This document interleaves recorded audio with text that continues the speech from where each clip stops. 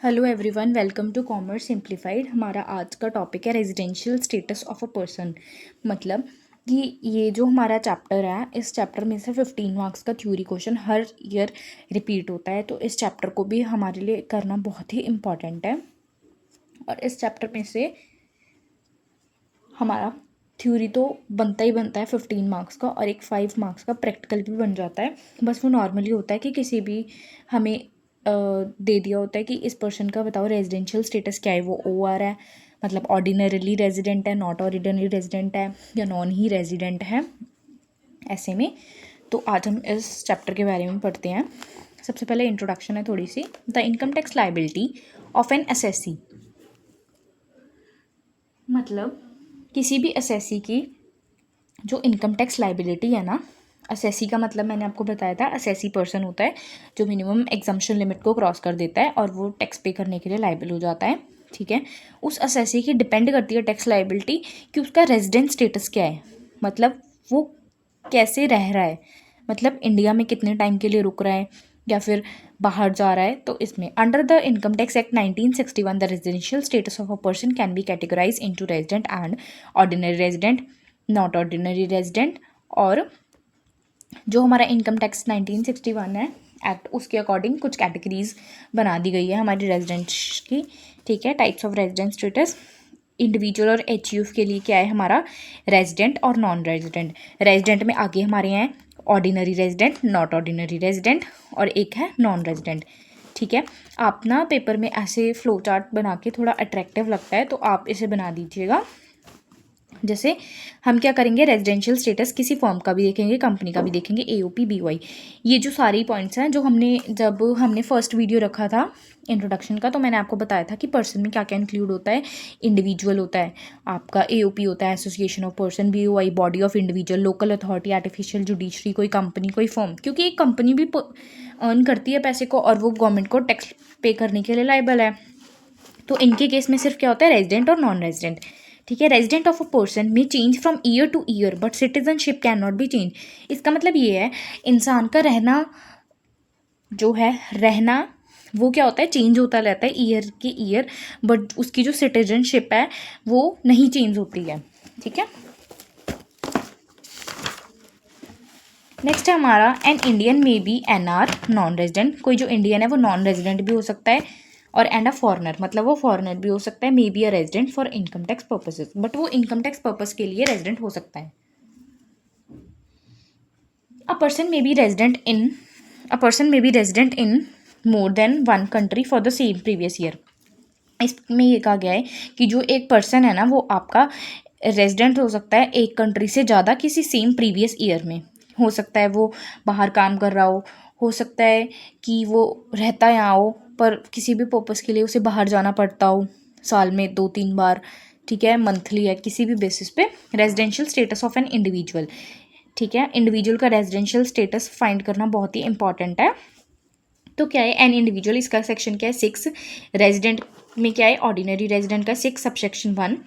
Not ordinary resident का क्या है 6 सबसेक्शन 1A, और नॉन रेजिडेंट का है हमारा 2 सबसेक्शन 30। अगर आपको ये सेक्शन अच्छे से आते हैं तो आप इसे एग्जाम के अपने आंसर में लिखना। अगर आपको अच्छे से नहीं आते हैं तो प्लीज़ मत लिखना, क्योंकि ये फिर गलत इंप्रेशन पड़ता है आपके एग्ज़ाम पे। ठीक है, an individual is said to be a resident in India if he satisfy any one basic condition. एक इंसान को, एक इंडिविजुअल को हम रेजिडेंट कब मानेंगे, जब वो इन 2 कंडीशंस में से किसी एक को पूरा कर दे, इन दोनों में से किसी एक को पूरा कर दे तो हम उसे क्या मानेंगे, resident.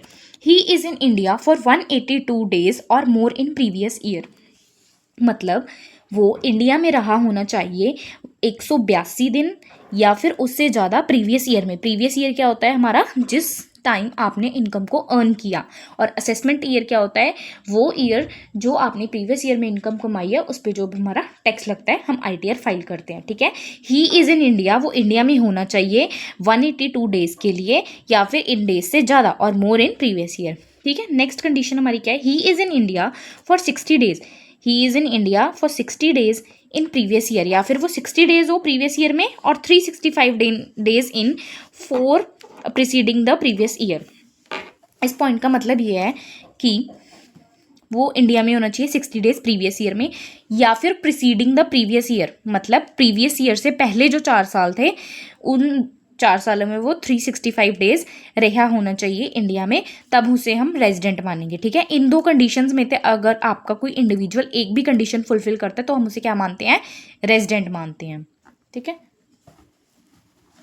Exception to the rule of 60 days stay, मतलब जो हमारा फर्स्ट जो कंडीशन है उसके लिए हमारी एक्सेप्शन भी है कि citizen of India who leaves India in any previous year for the purpose of employment, member of crew और इंडियनशिप, मतलब जो आपका इंडिया का सिटीजनशिप है, जो इंडिया को छोड़ रहा है किसी प्रीवियस ईयर में किसी भी पर्पज़ के लिए, या तो वो कहीं बाहर किसी कंट्री में एम्प्लॉयमेंट है मतलब काम कर रहा है, या फिर वो member of crew of Indian ship है मतलब उसे आना जाना पड़ता है। ठीक है, इंडियन सिटीजन और person of Indian origin engage outside India employment और अ बिजनेस और अ प्रोफेशन और in any other vacation who comes on a visit to India in any previous year, अगर मतलब कोई इंसान विजिट कर रहा है तो।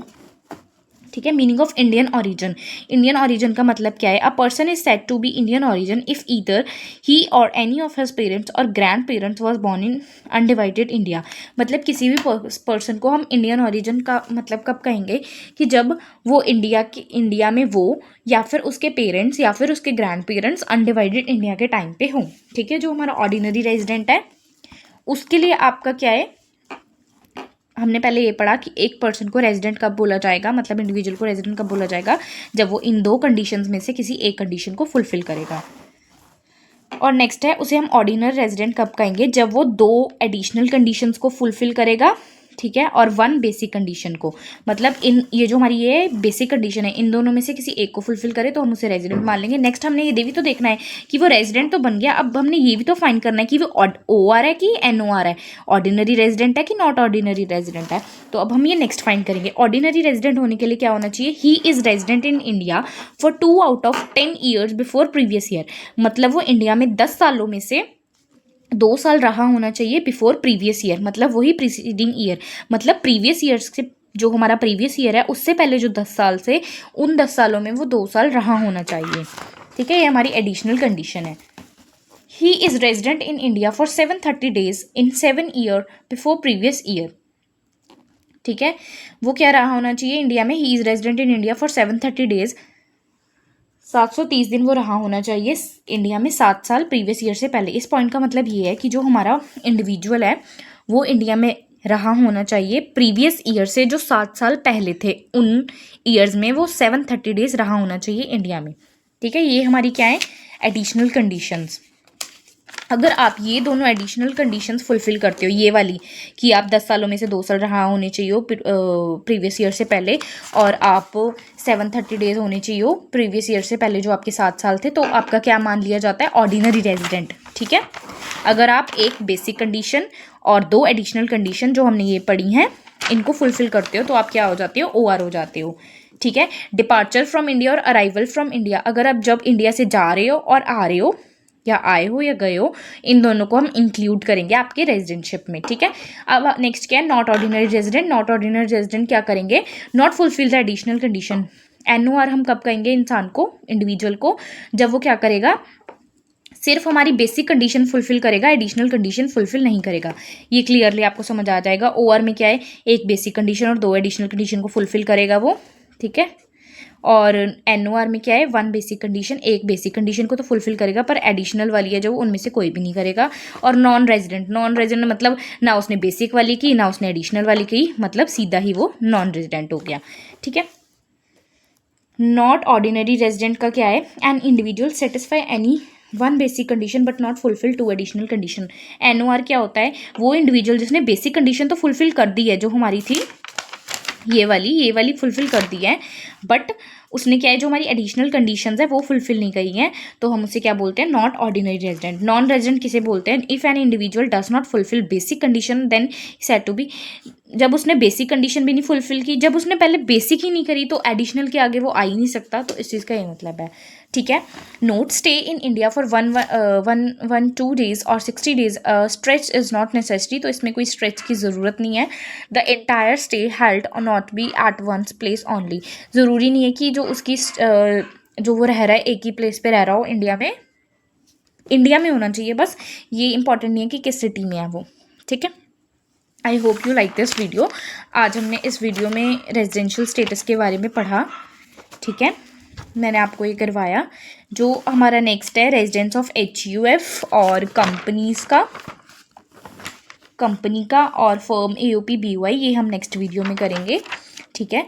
मेरे चैनल को सब्सक्राइब करें, वीडियो को लाइक करें, कमेंट करें और शेयर करें। I hope you like this video. Thank you.